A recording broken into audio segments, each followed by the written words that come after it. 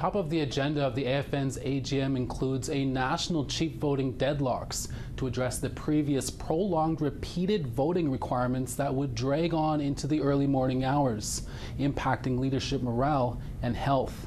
Among the proposed changes includes when there are only 2 candidates left and declaring a winner even if the candidate does not reach 60% of the vote during a final ballot. Campaign expenses could also be raised from $35,000 to $100,000. There will also be a vote on the call for an independent inquiry into the deaths of Rebecca Contois, Morgan Harris, Mercedes Myron, and Buffalo woman, the 4 Indigenous women who were killed by admitted serial killer Jeremy Skibitsky. The court decision for Skibitsky's trial is also happening this week on Thursday, July 11th.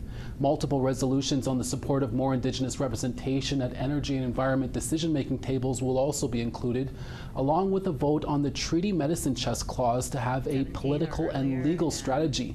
The AFN says over the years the Government of Canada has limited and reduced the coverage of medicines, treatments, therapies, and equipment for First Nation people, thereby eroding the treaty right to the medicine chest. Saskatchewan chiefs will also push for a resolution on the treaty right to tax exemption.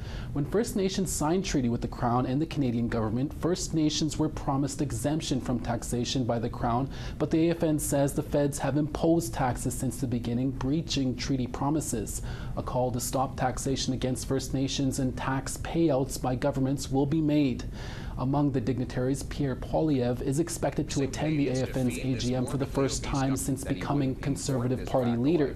Poilievre will deliver a keynote address and will also provide a question and answer session with the chiefs, where there has been some skepticism on his reconciliation promises and concern if a elected Poilievre Conservative government would be a repeat of the previously damaging Harper government for Indigenous people.